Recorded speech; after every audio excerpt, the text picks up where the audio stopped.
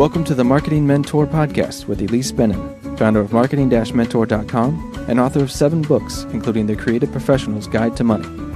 Since 2008, Ilise has been interviewing her clients and other successful professional creatives who are doing what it takes to stop the feast or famine syndrome, get better clients, and command the fees they deserve, and sharing the nuts and bolts of what they've learned so you can do it too. You can find more at marketing-mentor.com. And now, here's Ilise Benun.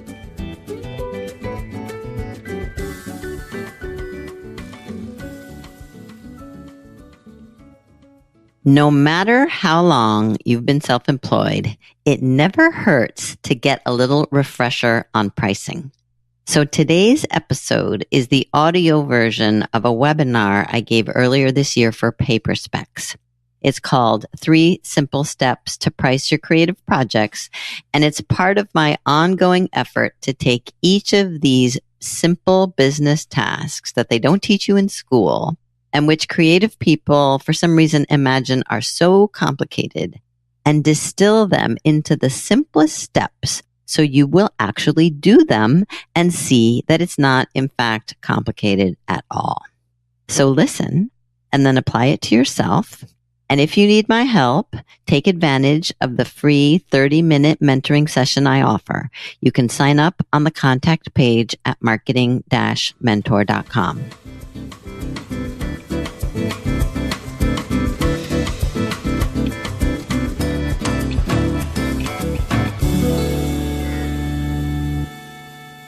Welcome, everybody, to PaperSpecs 3 Simple Steps to Price Your Creative Projects webinar. I'm Sabine Lindsay, founder of PaperSpecs. And while we usually are talking paper and printing, I know that today's topic is of huge interest to you, as more than 900 creatives have signed up to be here today. And let's face it, there never seems to be a good answer when people ask you, what do you charge? You know, it's like, whoa. Anyway, before we get started, just some quick housekeeping. At this stage, all attendees are in listen-only mode, and I hope you have a lot of questions and submit them utilizing the chat area on your screen.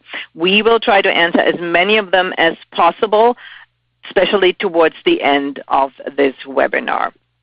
And as a reminder, this webinar is being recorded, and before you ask, yes, we will send you an email with a link to the recording after this event.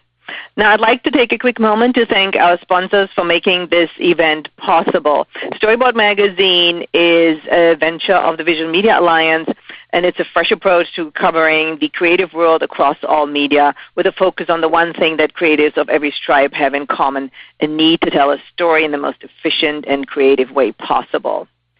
Commerce Printing, whose mission is to live green and print green, from soy-based inks to 100% recycled paper to biodiesel technology. Commerce Printing strives to set an example, a typical example for reduce, reuse, recycle. And finally, I'd like to thank FunctionFox, a powerful and easy-to-use online timesheet and project management tool to get accurate tracking on your projects from concept to completion, reduce admin time, which we all hate, let's face it, and increase profits. And best of all, FunctionFox is currently used by more than 100,000 creative professionals worldwide. So the proof is in the infamous pudding, as they say. Now, I'm very, very excited to introduce you to you a good friend of mine, Ilise Benun. Hi, Ilise. Hello, Sabine. Ilise is the founder of Marketing Mentor, the go-to online resource for creative professionals who want better projects with bigger budgets. She's also a program partner for How Design Live and hosts How's Get Better Clients Bootcamp in Chicago on May 2nd. Ilise is a national speaker and business coach, author of 7 books, and the Marketing Mix blog, a host of How Live podcast, and the Marketing Mentor podcast. She teaches as an adjunct faculty at Pratt Institute and Maryland Institute College of Art, and her online courses can be found through Creative Life, How Design University, and American Writers and Artists Institute. You can see Ilise does a lot. But my main question for you, Ilise, is why is pricing such a bitch? All right. Well, it's not a simple answer, and I will proceed to answer it as we go along. But I think The short answer is because I don't think people understand what pricing actually is. They've got it all wrong in their head. And so my goal here today is to chip away a little bit at that misconception and maybe clarify what pricing could be so that when someone says, what do you charge, you don't freeze and you know exactly how to respond, which is basically not necessarily telling them what you charge. Make sense? Not at all, but go for it. All right. I like the approach. Let's have some fun with pricing. Okay, and I'll leave some time at the end for questions in case anything I say needs clarification. So 3 easy steps to price your creative projects. I start with the premise and the idea that there is no such thing as job security anymore. Sorry, guys, even if you have a job, you can lose it at any moment. And I don't mean to be Debbie Downer, but that is the reality. So, and it's interesting because more and more people are going back and forth between freelancing and full-time work and part-time work and moonlighting and a gig here and, Upwork there. And so that's the new reality. It's not secure, which is not the bad news, because the good news, and my goal here, is essentially to show you how to take control of it and to thrive, especially as a self-employed professional, because I do believe that you must and can take control of your business or your career or both. And pricing is part of it. So how do you do it? The simple answer is by pursuing prospects who can pay what you need to charge. The biggest problem I see people having is that they're talking to the wrong people, basically. So how do you find the right people? I'm going to go into some of who the right people are or could be, but let me step back and start with your mindset. Because I think this idea of not understanding what pricing is and not having the right mindset to price properly is the key. And if you can put the good, what I'm going to call good mindsets in place, then you're much better poised to do the pricing properly. So I have 3 mindsets that I'm going to focus on. One is curiosity. So that means that you approach your prospects with questions. And they have to be really good questions too, but behind the questions is genuine curiosity, not defensiveness, but what do they need? What do they struggle with? How can I help them? And I guess also part of that is not putting the cart before the horse, not assuming that they're going to be a good prospect for you until you get the answers to your questions with your curiosity. So be curious, number 1. Number 2 is generosity, because I think a lot of people, especially going to the pricing conversation, feeling or fearing that they're going to get fleeced, basically. And that is not necessarily the case. It doesn't have to be the case, again, if you choose the right prospects. And if you don't go in with that mindset of fear and dread, if you go in instead with, as I said, curiosity and generosity, meaning you offer your ideas, you approach with the idea that I can help this person or this company. I'm not talking about giving anything away for free necessarily. I'm definitely not talking about spec work. You had me there because generosity, I thought you're thinking we're giving the cow away for free. No, absolutely not. And I will make a distinction as we get into it, but no. And thank you. Please do interrupt whenever you feel like it, Sabine. And 3, the third mindset is gratitude. In other words, being grateful for whatever they respond with or giving you a project. And it might be kind of obvious that you would be grateful, but you might also be surprised at how many people are very ungrateful, especially when they come from this fear place. So curiosity, generosity, and gratitude are the place to start. It's the foundation of your pricing. Here's a little radical idea for you to think about, because a lot of people say, I'm just not confident enough to do pricing well. And I say, don't worry about confidence. Confidence comes with practice, and if you don't practice, you're not going to become confident. I don't think anyone is born with confidence, so you can't look at all those other designers who seem to be confident and think they just are that way and you can never be that way. I think it comes from the inside, not the outside.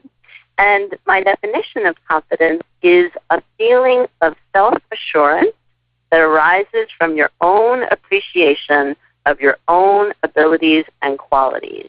So it's almost like the belief that you can succeed or at least have the smarts to figure out what needs to be done, which means that a newbie can be confident because as long as you know you can figure it out, you can approach with that and, again, generosity. But I find all of these things seem to get in people's ways, or maybe they just use them as an excuse not to do what needs to be done, which is price properly.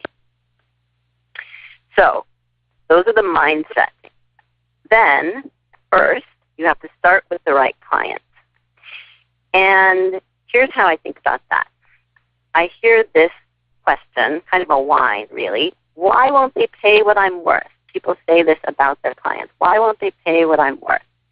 If you have thought that, if you are saying that, then you've got the wrong client. That's the main problem. So often, pricing problems actually have marketing solutions. That's why I deal with those subjects, and these two things are interconnected.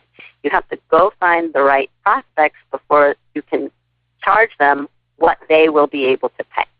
So we're talking about something very subjective, what you're worth. And so what are you worth? That's a question. And here's how I think about that. First of all, it's completely subjective. It depends on so many different factors, industry standards, and whether and how you demonstrate your value, which is totally different from your worth, and I will define that shortly. And it also depends on when you quote actual prices, whether you do that before or after demonstrating your value. Because I do think that most clients want the best value, not necessarily the best deal or the cheapest. And that can be very confusing for people because they say they want the best deal, but really they probably mean they want the best value. So what is your value? Again, as I said, it's different from your worth. Your worth is general and your value is specific to each prospect, which means that you must find out as much as you can about each person and company that you're talking to and going to price for, what they know and what they value before you can determine what your value is and before you can price the project. And I do believe that it's as much about showing what they don't know as what you do know, and that gap is your value. That's a little abstract, so again, I will give some specifics as we go.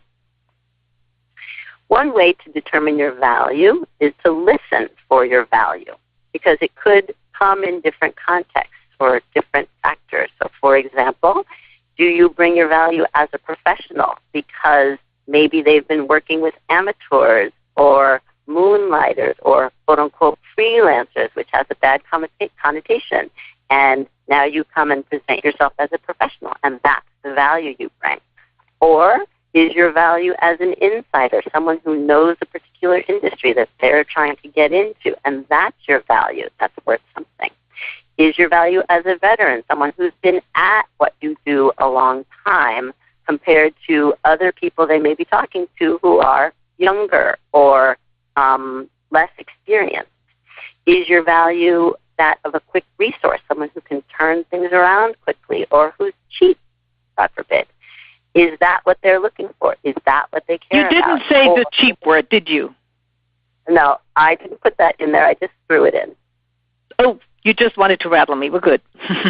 Exactly. No, but you don't say, I'm cheap. You might say, I have clients who basically say, I have less overhead because I work from home, and that's a benefit to you. That's a big Okay, I like that much better. Right? But we're talking amongst us, amongst creatives here, so we can say that. Got it. And then finally, and these are not exhaustive, it's not an exhaustive list, but these are the main ones that I think about. You can listen for your value as what I think of as a results-oriented resource. So if you have metrics if you have case studies, if you have ROI that you can point to, return on investment, and that's what they care about, then that is your value to them. But again, it will be different for each prospect, and that's why you have to talk to them and get your questions answered before you even start to talk about pricing. Any questions so far, Sabine? No, we're good. I think this is a hugely important point, because I think most of us jump in if somebody says, oh, I want, how much do you charge? I want a brochure. I want whatever, corporate identity, whatever. These 4 points, and I've been in those shoes as well, where I got hired. Cute story that came to my mind is, I lived and worked in Australia. I had a design studio there for some time, and Oracle was hugely excited to bring me in and help them out, because I knew their corporate identity. I was familiar with their corporate identity, and that's the value I brought to the table, as opposed to other designers who were like, well, we don't really like your red. So that, I think, is a really, really important point, sitting down with the clients and finding out where's the value they see, where do they need, what value can you bring to the table that they're looking for. Yes, and actually that reminds me of something else. They have to be willing to have the conversation with you in the first place, because if all they want is a price, I would say that's a huge red flag right off the bat, that they're not going to be able to tolerate your questions, basically, and your effort to demonstrate your value. Yeah, I think very, very important, because you want a collaboration with the client. Ultimately, we all want like a long-term relationship, and in that case, you need a collaboration and somebody who's willing to sit down and share some of their thoughts and ideas with you. I totally agree. Let's vote them off the island if they don't want to talk to us. Exactly. So you're going to ask questions that demonstrate your value. These are questions essentially that show them what they don't know. I do think that it's more effective than spouting what you know to ask questions that point to the gap in what they don't know and to get them talking about what they're trying to achieve. So an example, a very simple example, is you can ask any prospect, is your website working for you? Do you know how to interpret the analytics? Do you know what is and is not working about it? If they don't know, then right there is a potential gap and a potential value that you can bring to the table. That's just a simple example. Here are some value-oriented questions that you can ask. They're very general. How much is a new customer worth to you? How many new customers could this project get you?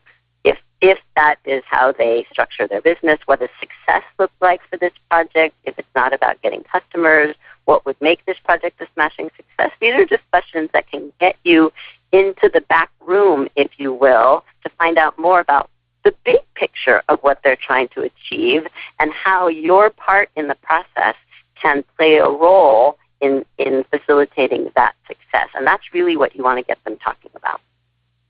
I think that's if I might interrupt, that's a hugely important point, because we are not just, I'm sure there's a really good word for this, but we don't just come in and we do a business card for you, or we do this. We're problem solvers. And in order to help them solve their problems, we need to know what the problems are, and specifically what you pointed out, what does success mean to you? What does it look like to you? So that at the end of the day, even they say, we didn't really like your red, but you can go in and say, but this is the response you got, and this is the response rate, and this is what success entailed for you. So we achieved our goal together.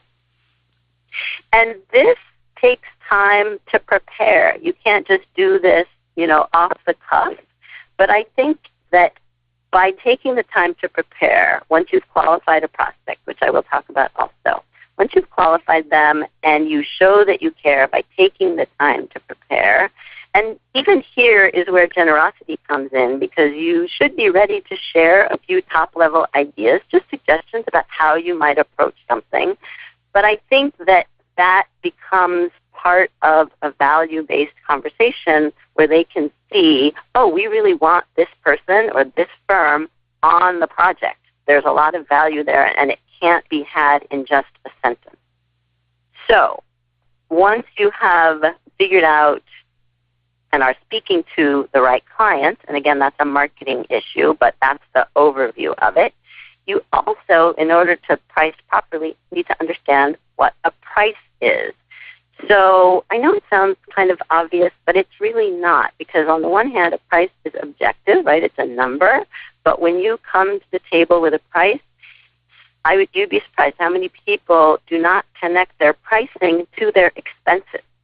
They just come up with prices that they hope the client will accept without thinking, all right, this is going to take this much time, and it's going to require this much of my asset or effort, and therefore the minimum has to be X. This is where function box comes in handy, by the way, because if you're not tracking your time, then you are probably underestimating by half what it actually takes to accomplish a project. That's what I see.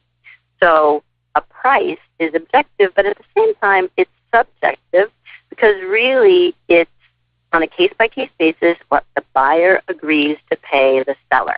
So it almost doesn't matter if there's a going rate, and I submit to you that there is no such thing as a going rate. The pricing these days is across the board for so many things. So all that matters is that you and your prospect can come to an agreement. And the way I think about this is that a price is a conversation, not a confrontation. So again, people approach it very defensively and think, they're going to try to get the most out of me and to pay the least. And yes, there are big corporations on budgets. You'd think they have a lot of money to spend on something. It turns out those are the companies that have very little and very little leeway. And maybe those are not good prospects, because you really want to approach this as a conversation between two people. And it's also a compromise between the price that you propose and the price that they agree to pay, which means that you need to start high, and then you negotiate, and you gain respect through that negotiation, and you learn about them through that back and forth. So you don't just agree to a price that they propose. You start by often, I think, putting some numbers on the table, and again, I will get to that shortly, but just think about pricing as a conversation more than anything. All right, and just back to this idea about a going rate. We're not going to do a poll. This is kind of obvious based on what I've already said, but true or false? I really think it's false, that there is a going rate for anything.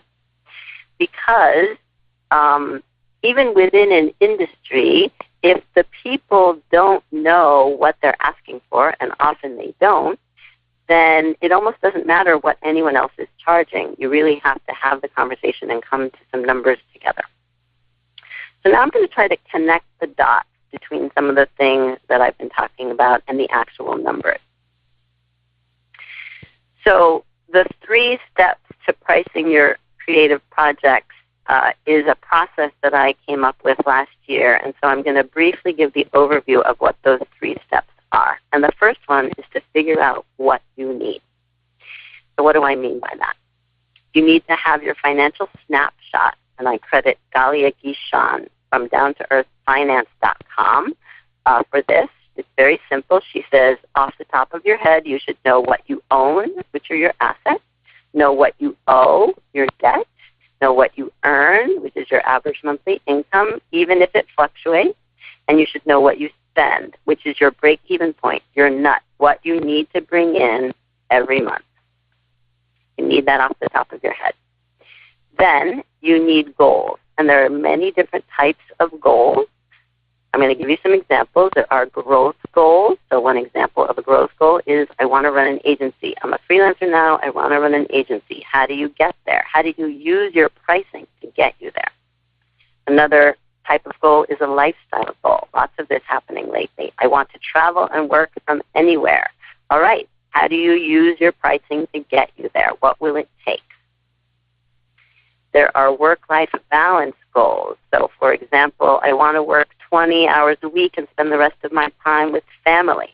Okay, that's fine, but just keep in mind that means you're probably going to work 10 to 12 billable hours a week, and the other 8 is for everything else. So how much do you need to charge if you're only working 10 billable hours a week? And how do you find the clients who can pay it? And then, of course, the more obvious financial goals, such as I want to earn six figures. And how do you use your pricing to get you there? So how do you get there? Figure out what you need to charge to reach your goals based on your hourly rate. I'll go into that. Find the clients who can pay those fees. Actually, not as hard as it sounds.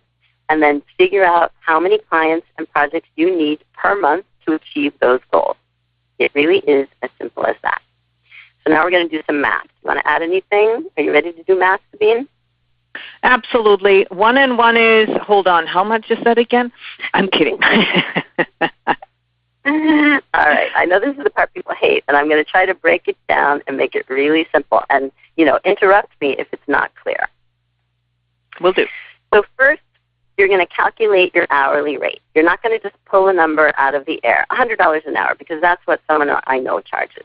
You're going to divide your monthly expenses, which includes your desired profit, and I'll go into the details of that, by your billable hours, and that's how you're going to get your hourly rate.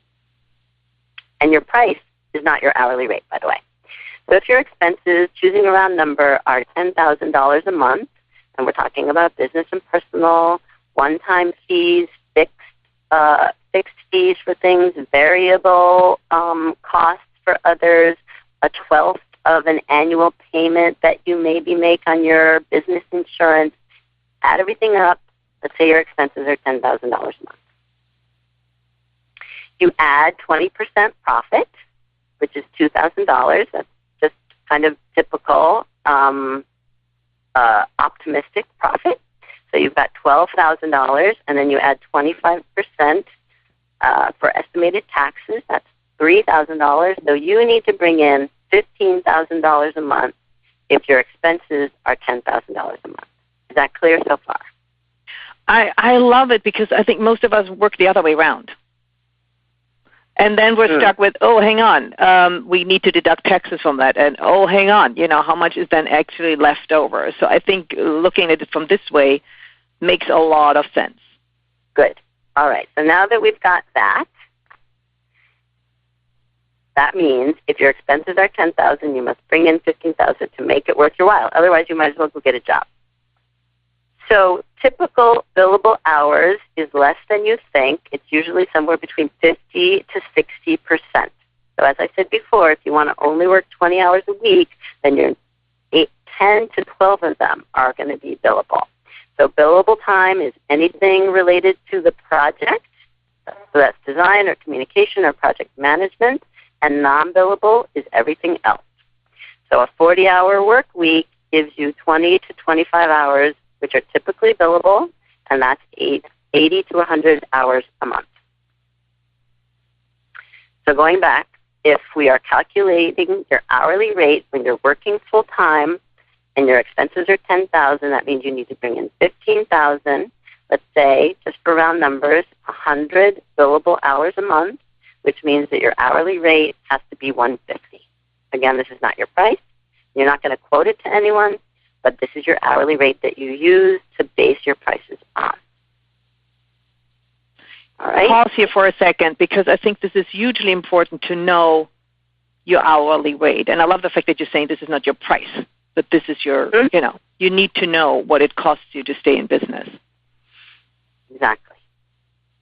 Now, I've calculated a couple different ways. So let's say you're working half-time, so 20 hours a week, and you still have $15,000 you need to bring in. That means you have 50 billable hours a month, and your hourly rate skyrockets to $300, because that's the only way you're going to pay your bills. And then a third option is, let's say your expenses are lower, half, and it's $5,000. Then you divide it by, you're working full-time, 100 billable hours a month, then your hourly rate goes down to $50 an hour, right? So you have to plug those numbers in to figure out what your hourly rate is. All right. So with that information, to earn $15,000 a month, this is what you need to know. I need 3 projects at $5,000 each. Or I need to earn $5,000 a month, I need 5 projects at $1,000 each. It's very, very simple. You just need to figure out, if I need to bring in this much, then I need this many projects at this price. All right? Is that clear, Sabine? Scary, but clear. We have a few questions, but I think I let you finish because you might answer some of them or touch on them, and then we go back to those. How does that sound? Yes, definitely, because I know what questions are coming, and I will answer them. Let me guess, you heard those before. Exactly. I think what is hugely important for me is, because I'm making that mistake, and I know others do too, is we think, oh, it's going to take me 3 hours. And we totally forget everything else, that these are 3 billable hours, but there's 20 hours that I'm not billing and I have to make up for somewhere. So that struck a chord with me as well. Moving along. Sorry. Yeah. And no, I think people do underestimate. They do this wishful estimating, and because you don't want to have to charge more because you don't think your client's going to pay it. I mean, it's very interrelated. That's why talking to the wrong clients is the problem. But I think that if you don't know how long something's going to take you, then just always err on the side of estimating higher, because then even if you quote a range, you can come in on the low end of the range and they'll be very happy. But if you make the other mistake and you either eat it or you charge them more or you send them an invoice, surprise invoice, it's going to be very detrimental to the relationship.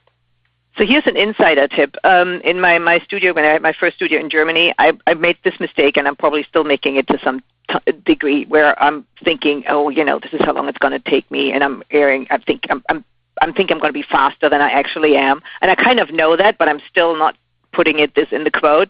But my partner in the studio, whenever I made an estimate, he just took the estimate and said, okay, let's just add 50% right on top of that. I said, you haven't even looked at it. And he says, yep, but I know it's going to take us longer. So get somebody else, if you don't have a business partner, get somebody who says, yep, let's just right at the top of it, right from the beginning, add to that. Yeah, I agree with that. Okay, and really that gives you the latitude to negotiate. But if you don't want to negotiate, then it's going to be a problem. Okay. So which clients will get you there? So step 1 was figure out what you need to charge. That was all doing the math to figure out what your hourly rate is and how many projects you need at what price. Then, which clients will get you there? That you have to, again, that's a whole marketing webinar that we're not doing right now, but you have to be talking to the right people. Then, when you're talking to those people, you find out what they can pay. All right? So what does that mean? First of all, talking money is something that not just you, the creatives, are reluctant to do. The clients often are also reluctant to do it. But I think if you take the high road and bring it up first, it really garners a lot of respect. And it's important because it's the only way to qualify your prospects, and you have to do it in the first conversation. And I do think that if you bring it up, the clients will talk money with you early on. And, I recently revised my advice on this because I used to tell people, ask the budget. You must ask the budget. And I'm more and more lately saying don't ask the budget because most people don't know and or won't tell you. So now my advice is don't expect them to know their budget. You're going to work around that, and I'll give you the workaround. At the same time, they do know more than they think they know. And you're going to help them see that and trust that the good ones do want to pay a fair price. So if you can come to a price that's fair, then you've got a good client or prospect. So first, when exactly to bring up the money? So I'm going to approach this from a couple different angles. It is as simple as saying at the right moment, okay, let's talk money. And I can tell you right now that 50% of the people on the call, me included, are not that blunt. So help. All right. And I think it's worth practicing being that blunt. Actually, what I say to clients is talk to me about money. Or you could say, this is everyone's favorite part of the conversation, ha, ha, ha, let's talk about money. But the white elephant in the room. Exactly. You do need to make the transition. Actually, you know what? Let me just go back, because I wanted to say more about when exactly to bring it up. Because it does have to be during the initial conversation, but not before you lay the groundwork with your value-oriented questions and your demonstration of your value. And after you've asked those questions about what success is, and they've articulated the potential results and the effect of the work that they need done.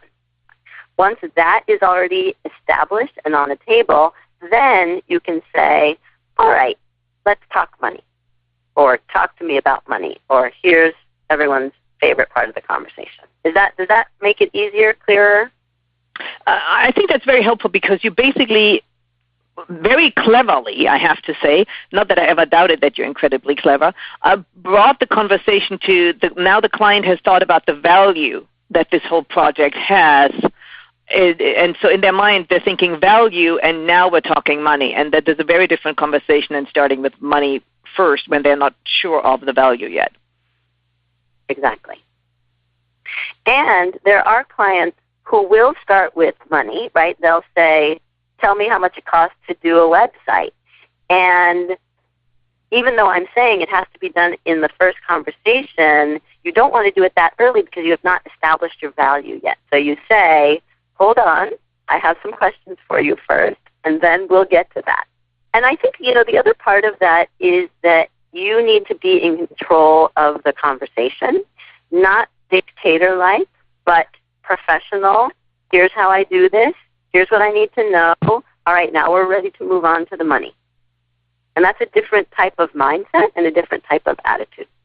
So as I said, don't ask for the budget, because often they have no idea how much what they're asking for should cost, or they may know but not want to reveal it, or, as I said, they may not know that they know. So here's what you say instead. Are you thinking 500, 5,000, or 50,000? Clients who don't know their budget can answer this question. And these are the exact numbers I want you to use. You're not saying it could be 500, 5,000, or 50,000. These are not your prices. You're just saying, where are you in the ballpark? And the most amazing, almost magical thing happens, and that is that once you put numbers on the table, they can and usually will respond. What do you think of that, Sabine? I love this one, I have to say, because it's and one of my notes was that I had, which you basically answered just now, is like, as you say, people say, oh, we don't have a budget. And of course they do. They have an idea. Like when you go shopping and somebody says, oh, how much do you want to spend? And you say, oh, well, I'm kind of open. But of course you have some value in mind. And I think these are big enough gaps to give you an idea what the client is actually worth, or what they can afford. Let's put it this way. So you might be thinking they can only do 500, while they're thinking, well, around about 50,000, yeah.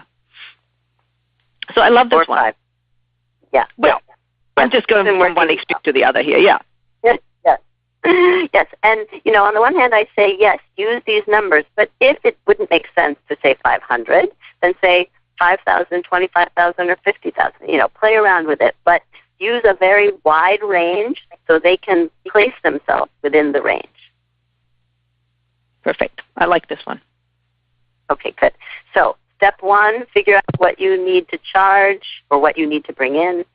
Step 2, find out what they can pay, right? Get some numbers on the table. And then step 3, come to a price together. So this is negotiating. Some people think if I negotiate, they'll think I don't value my own work. Someone said this to me. More than one person said this to me recently. And I think this is false, totally false. If you negotiate, you gain respect because you are not just taking whatever they offer. All right, here are some questions that people get asked with responses that I recommend. So how much is a blank? Blank, a website, a corporate identity. You can say, well, it can range anywhere from 5,000 to 50,000. So here are those numbers again. You can put whatever numbers you want in there. Let's figure out what you need, and then we'll get to the price. Right? So this is for the people who want to talk price first, and you are not ready and you don't want to. The only exception to this is when you have the sense off the bat that this is not a good prospect for you and you do want to get rid of them, then you talk price first and you can either say, I'm not a good fit, or it's out of your range. Another way of answering this question, how much is a blank, is you could say that's like asking how much is a house, right? Yeah, I usually use car, but similar concept, yeah. Exactly, whatever. So that just shows them that it's not black and white, and it kind of leads into the conversation with the question. Let's find out more about what kind of house you're looking for. And then this is the question that I imagine everyone is thinking, how do you answer this? What's your hourly rate? First of all, you come on, Ilise. You're taking all the fun away. You already knew this one. Right, I get this one actually every day. There are exceptions to this, but there aren't many, and you do have to be firm and, again, be the one in control of your business and not accept the premise of the question, essentially, by saying, that's not how I work. I find it best for all involved, you and me, to come up with a fixed fee. Then you know what you're going to pay, and I know what I'm going to earn. So let's figure it out.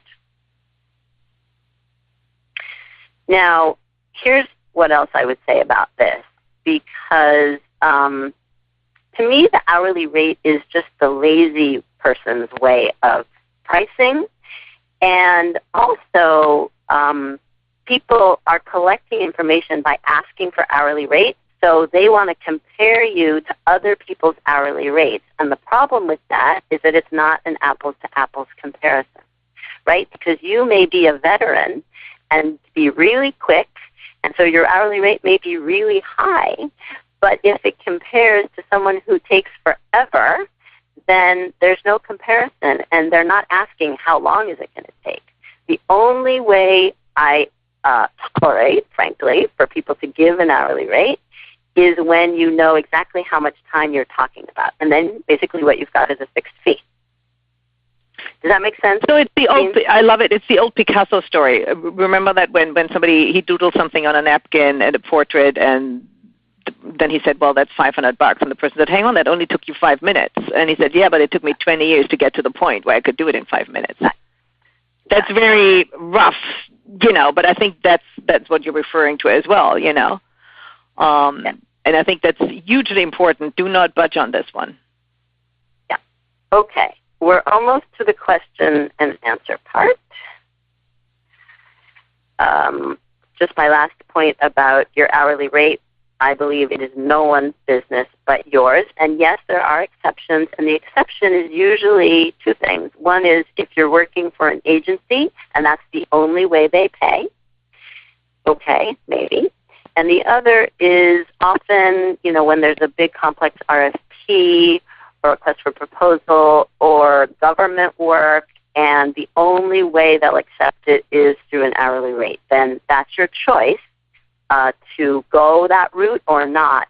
But it's not usually the best option. So I highly recommend shying away from quoting hourly rates and pricing that way. I can't remember why I put this one in here again, but I did have a really good reason. I know you did. I'm sure you did.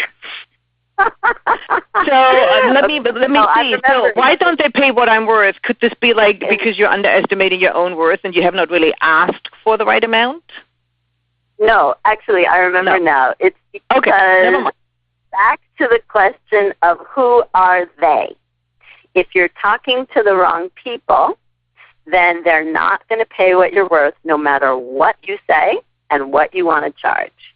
So that's why the next slide is for the marketing blueprint, which is the marketing plan, basically, that shows you how to go find the right clients, how to connect the dots of your marketing to find the right clients. And I am going to be offering this up to people who are interested for a special promotion. So, and I know someone asked if the PowerPoint is available, and yes, it is. So you can get the Money Talk cheat sheet, actually, if you go to gettalk.at/pricing. And you can do that now or you can do it later, but it basically will give you the PowerPoint as a PDF and the Money Talk cheat sheet, and that will give me your email address so I can send you, the pricing, the special promotional price for the marketing blueprint. All right, I am open to questions. All right, so I think Al, I want to start with Al because he had a very good, because it was the recent topic we talked about. You basically mentioned, go in for a fixed price, and that's the rate. So Al wants to know, is it a fixed fee or is there like a range? Because let's face it, sometimes the project, we've all had that, where clients said, oh, it's going so well, and can you just throw this in, and how about if we add a T-shirt to that? So those are two separate issues in my mind. The fixed fee versus range, yes. The fewer knowns, the more unknowns, the more I recommend using a range because there are unknowns, it's going to be between this price and that price, and you won't know until you do it which end of the spectrum you're going to be on, and you can say that to your client. So that's a range of fixed fees. Mm-hmm. But what you're talking about there, Sabine, is scope creep, right? And I do this when I'm the client constantly because I think of other things that I want to do and add, and there's no way I would have known about them earlier on. And unless my designer or my copywriter says to me, wait a minute, that's not what we agreed to, that's out of scope, I'm going to say, can you do this too? What about this? Can we do this too? So that is a separate issue, and yes, maybe if there's a range quoted, it will accommodate the scope creep, but often it doesn't. And I think this is one of the huge problems that creatives have, is that they don't stop, because there's a little window of opportunity that you have when you have to say something and bring it up, and if you miss that window, it's going to be too late, and you'll know it, and then you're going to have to eat it, or it's really embarrassing. So you really have to stop and say, that's not what we agreed to. Let's look again at the price and what we contracted for. And it's not like they're malicious. They just don't perhaps quite remember what the parameters of the agreement are. And that's your responsibility, not theirs. You have to keep them basically structured within the structure of the project. So does that answer the question?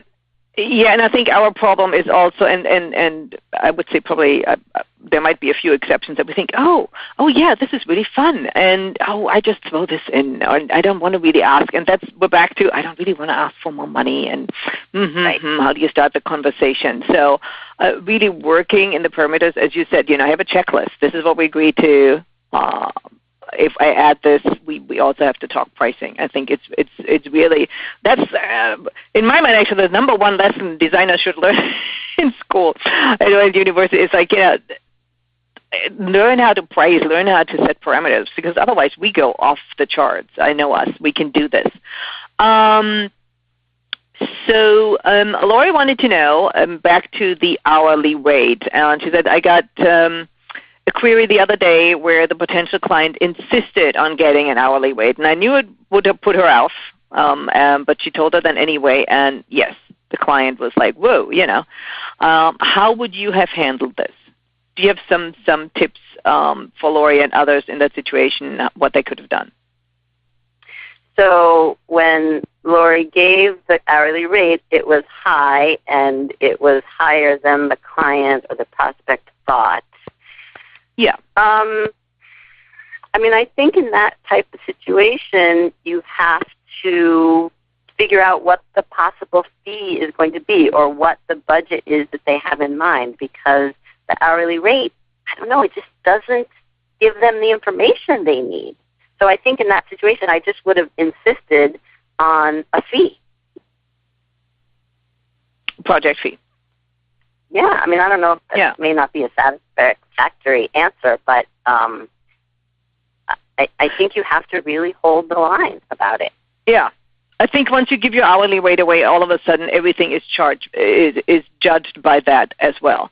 Yeah. And feel free to Google the Picasso story I told you earlier. It's a true story. It's gone around. I probably mixed up some of the details, but it's like, it's not just what you do now. It's all the way you learned and how to get there. And as you mentioned earlier, Ilise, the value that you do bring to the table, that you do see things that your client might not see.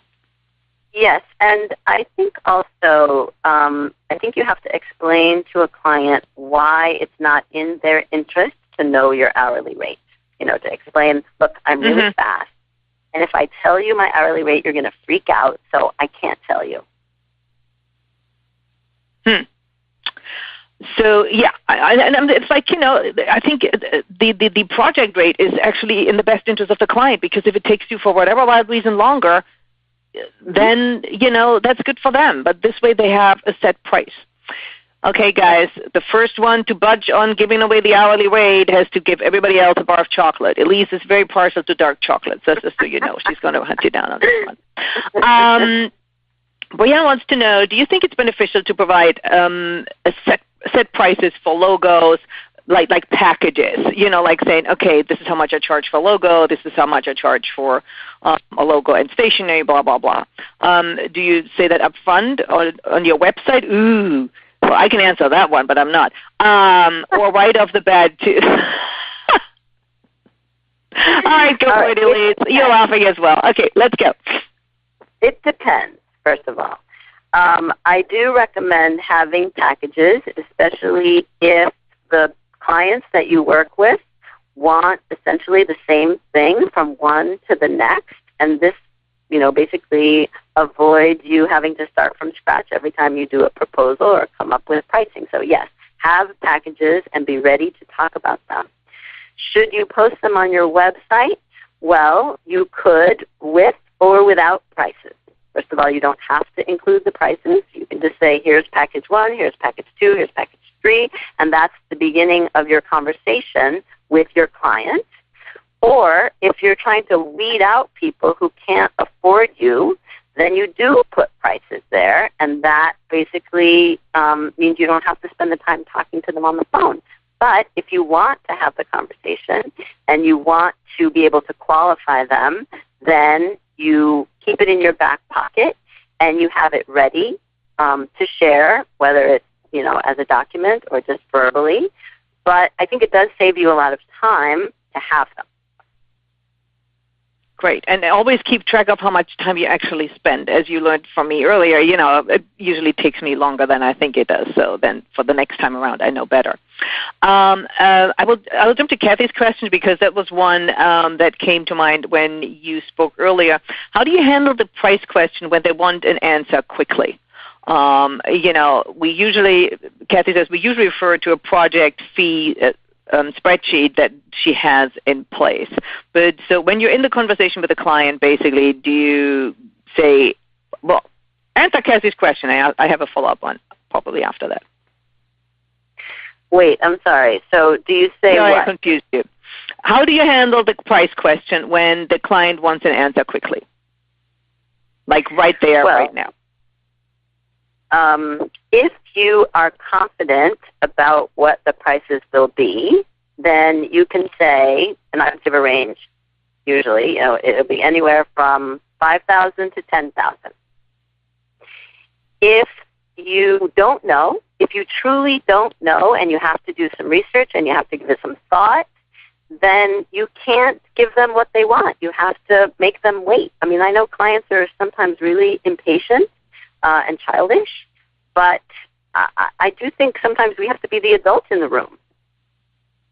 Yeah, that was my follow-up on that one. But I usually never give a price when I'm right there, because you feel under pressure, under the gun, and you might regret it afterwards. And you can say, hey, I get back to you with the price within 24 hours or by tomorrow morning or whatever it is. So, right.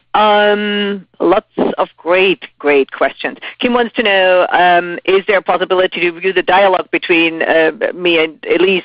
Yes, you can listen to the recording afterwards. So thank you for asking, and then I hope we brought something to the table here. So we have another one. As a freelancer, is a 20% markup a fair, reasonable markup for expenses, both in terms of charging a client overall and as a unit cost? You had 20% as well. Yeah. Well, I had 20% profit. That's different from a markup. So I'm not sure which one is being referred to, but I mean, you could say, what, Sabine? Could you refer to the difference between markup and profit from your perspective? I see profit as after all of your business is done, this is what I want to take home. This is over and above everything. This is what I want to take home. A markup is very specific to an expense and could fluctuate, depending on what you're doing or who's involved or any other thing like that. And they could be the same number because 20% is pretty standard, but those are two different ideas for me. Yeah, and I think that's where she's coming from because this is a very long one, so apologies for that. Her question is lengthy. It's a long paragraph. She says, I feel guilty asking for anything more than to cover the vendor invoice. But I also know I can't make a living. So this is basically twofold then, or she's talking actually about the 20% markup.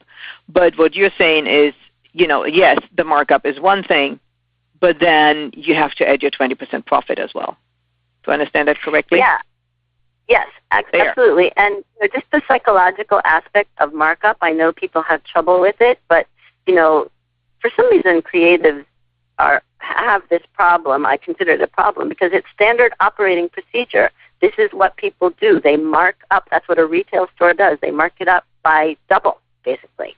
And the logic behind it is you've put effort and time and expertise and discrimination into your choice of your vendors, and they are benefiting from that experience, so you get to charge for it. I think this was a very important one because I think the whole markup thing has been going on in this industry for so long, and we forget that because we're spending time with this. Let's face it, you talk to your printer, and it usually takes longer if it is a printer or whatever vendor it is, and it usually takes longer than you think, and the client couldn't have an intelligent conversation with them probably because they don't know anything about that specific area. But also, there's a benefit to the relationship that you've developed with your vendor. Yes. I think that's actually a priceless one. Mm-hmm. That is absolutely priceless. Yes. Mm-hmm. Kim wants to know, may I ask you what you mean by there is no job security? Yes. That people are not in the same job for 40 years anymore. The companies are very disloyal to their employees. They're ready to move them to Mexico. They won't, take less than $5 an hour. I mean, you cannot count on the fact that you're going to have the job you have for the rest of your life, and you have to prepare for that. That's my point. Very valid one. Let me chime in with a little anecdote here. I worked back in Australia again they don't exist anymore, so I can say this, Sun Microsystems, and I did their yearly catalog for quite a while, and it worked well. And, you start counting on certain projects, don't you? But so this one year, they came back and said, well, we have another designer who came in at half your price. And I looked at them, I'm like, short story, to make it short, I said basically, well, good luck. Because I'm like, there's no way I can do this for half price. I met them again a few months later, and I'm like, how did it go? And she's like, don't ask. Because that designer, it was a young designer, and no offense to young designers, but they wanted to get in, and then ultimately they didn't provide half the things that I did, searching the photos, suggesting this, doing that, and whatever.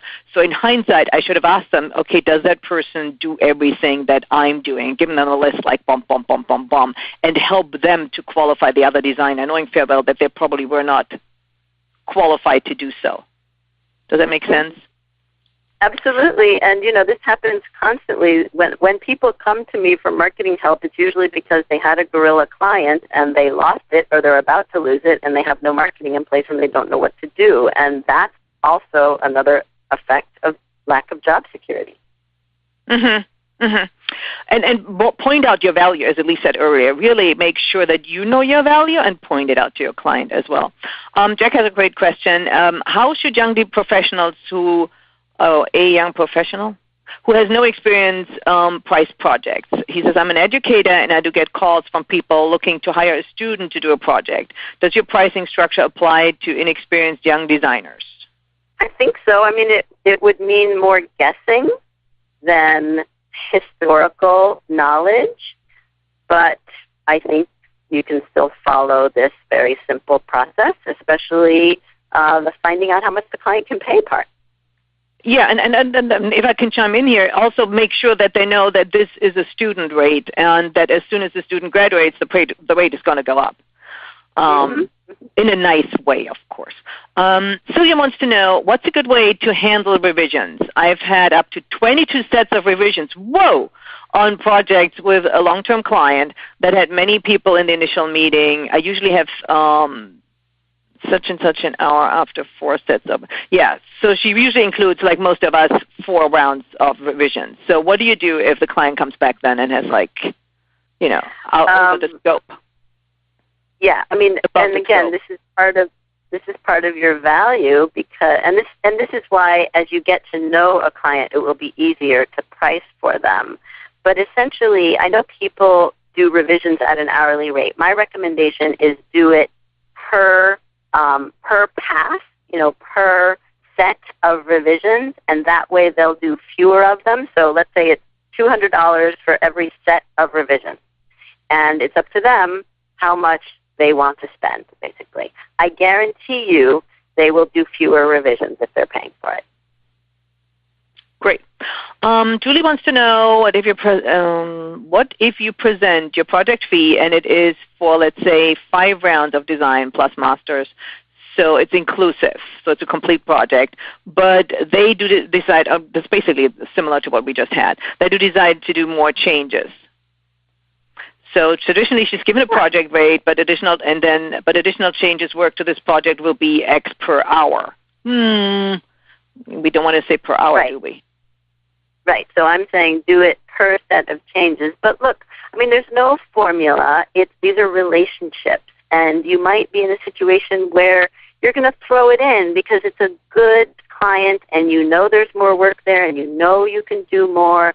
But you have to let them know you're throwing it in. You don't just throw it in and keep your mouth shut. They need to know if they're getting more than they're paying for. Rodislav wants to know, is there a distinction between a design fee and a production fee? Yes, I would say so, especially if you have different prices for design and production, which many agencies do. And that, depends on who's doing it. If it's just you doing both, it's probably better to have just one fee, and that's the value that you bring. But if, on the other hand, someone just needs production and your fees are too high for that, then you might have a lower production fee. All right. Again, case by case. Yeah. Last question for the day. I know we're about stepping over the hourly mark here.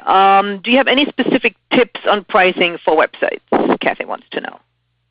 Websites are tricky because they're not static and because there are so many unknowns. And so my main tip is to definitely quote a range and revisit the fee or the conversation sooner rather than later if things start to get out of hand. I mean, that really does require someone to say, okay, wait a minute, this is not what we first talked about, because they're much more conducive to scope creep. Yeah, because I think a lot of times we think, and the client thinks, oh, we're just adding this, and it can't be that big a deal. It's digital, right? So I love that answer. Guys, it's past the hour. I'm sorry we went over a little bit, but thank you so much, Ilise. And guys, download her pricing cheat sheet right here, and there's more information on her website. Listen to her podcast. As you can see, Ilise is an incredible has an incredible wealth of information and keeps us price-wise on track, which we do need desperately. Thank you, Ilise, and I'd like to thank our sponsors again for making this event possible. As creatives, we know it takes more than just being a great designer to stay alive.